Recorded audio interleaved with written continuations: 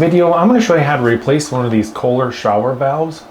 Now this kit actually has the old and newer cartridge in it, so it should fit pretty much all Kohler shower valves. Now the issue with these things is after maybe 6 to 7 years, your shower head's going to start dripping some water. That means you need to replace this shower cartridge. Now a lot of times you might be sleeping at night and hear some dripping in your bathroom, gotta wake up and wonder what's going on. Well, that's what happens when a little bit of water builds up, it gets in the shower head, it drips out. Could be in the morning, daytime, night, really doesn't matter. But it seems to be at the most inconvenient time. So if you have a whole house water filter, which filters out dirt, sand, and sediment, these things will last a little bit longer. I'll show you one of those later in the video. I'll put links in the description below on everything I use. And I'm going to give you a little tip. These do have O-rings on them, and they do come factory greased. But a lot of times these may be sitting on a shelf somewhere for 1, 2, 3 years. You're going to want to put some fresh O-ring grease on there. That's going to make these last longer too. So let's go ahead and we'll get started. I'll go step by step and show you how to get this replaced and get your shower to stop leaking.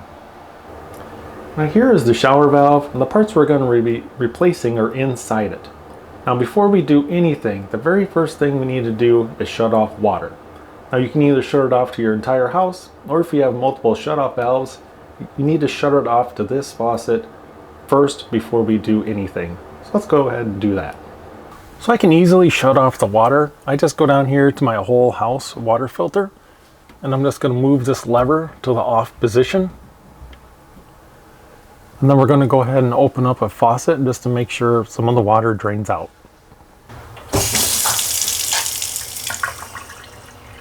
Now we know that we have no water pressure, we can go ahead and start removing that faucet. Now that we know there's no water pressure, we can go ahead and start removing this. So if you'll see this kind of white porcelain cap, we need to remove that, and then there's going to be a screw underneath it. So you can use a very small flathead screwdriver. You can just kind of wedge it under there and pop this piece off. So this is what the cap looks like. It's basically just a push-on cap. So all you need is a tiny little screwdriver like this. All you do is get it under there and just wiggle a little bit, and this is going to pull straight off.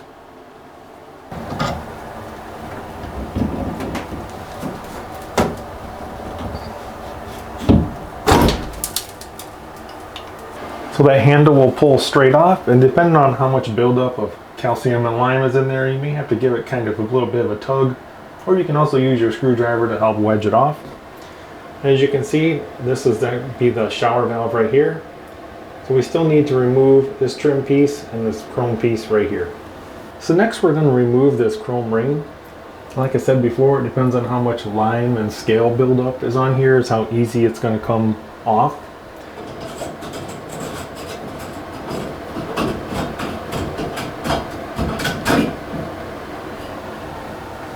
And now with those trim rings off, it's going to reveal 2 Phillips head screws. We're going to go ahead and remove those next.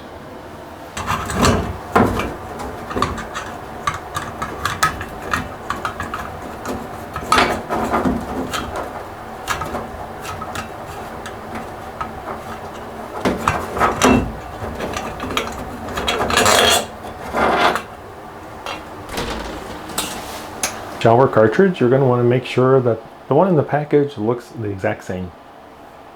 With that trim piece removed, you'll see 2 Phillips head screws at the 3 o'clock and 9 o'clock position.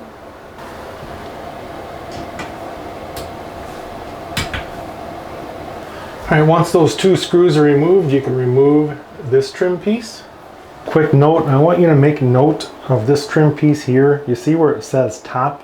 When we go to reinstall it, you just want to make sure that is on the top side. Depending how old this is, that may be stuck on pretty good just from the lime calcium buildup. So you might want to use something to kind of hold the body in place. You don't want to just start yanking on that thing and then have something happen to your pipes behind the wall. So I use like a large bar. You push on the plastic, that's basically the body, so that you're not pulling out. So you're pushing in and pulling out on the plastic valve. Plus it's going to come straight out like that. As you can see, it's got some lime buildup here on the back side. And you can see some line build up here on this brass. That's what kind of almost welds itself in there. So you're going to have to gently kind of remove that piece. I did stuff a bunch of paper towels in here because you will get some water. Whatever's left in the shower head and the tube is going to come out right here.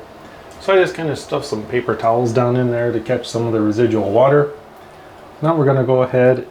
I just used some needle nose pliers, grab onto here, and pull that piece there out.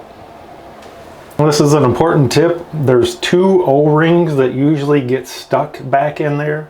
You want to make sure you pull those out before you insert the new cartridge. You want to clean off all that lime and scale buildup all around that body. Once you have everything cleaned out, it's time to install some O-rings. Now this is already going to have some O-rings on it.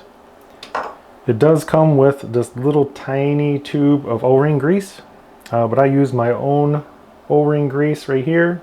I'll put a link in the description how you guys can get some O-ring grease off Amazon.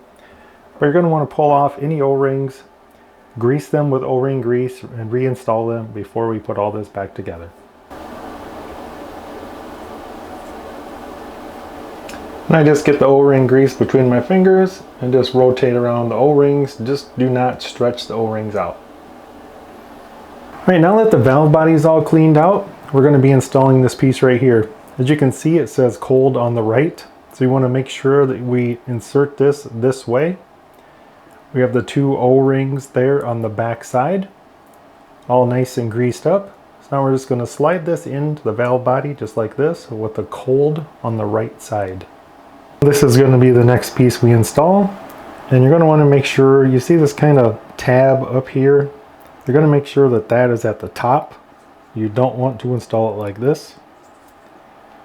This tab piece here is right at the top side, and on the back we have 2 O-rings right here, all completely greased, and I also grease all the way around this flange.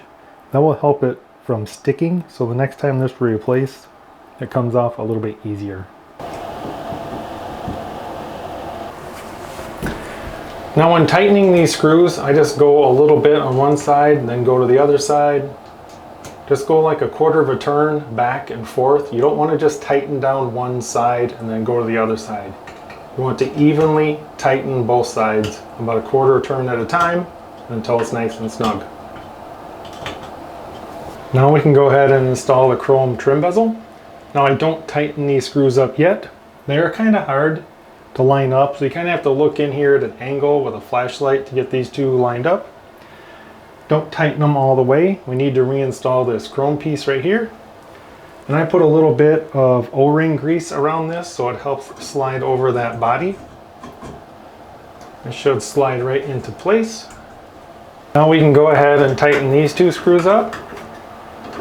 And you just want these snug. They don't have to be super tight. Tighten a little at the top, a little at the bottom, just till they start to get snug. You basically just don't want this piece to move. Now at this point, if you want, you can run a bead of silicone around this. Just don't put it at the bottom. That will help prevent any water getting behind here. And you don't put it at the bottom, so if it does get behind there, water will drain out. Now we can install the handle. So there's a little black piece that's like a squared around transition. It might still be on your old cartridge, but you need to put that inside the handle, and then we can go ahead and install that onto the cartridge.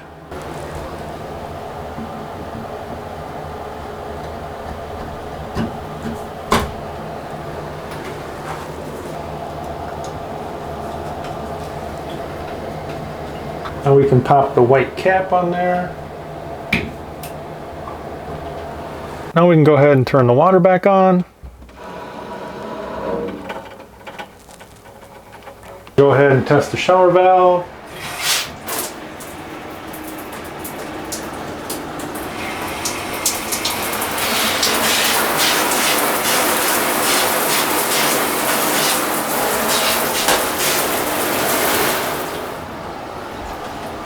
Now we can call this project complete. Congratulate yourself on doing it all on your own. You saved yourself a lot of time and money by not having to call a plumber. Hope you guys enjoyed this step-by-step video, and thanks for watching.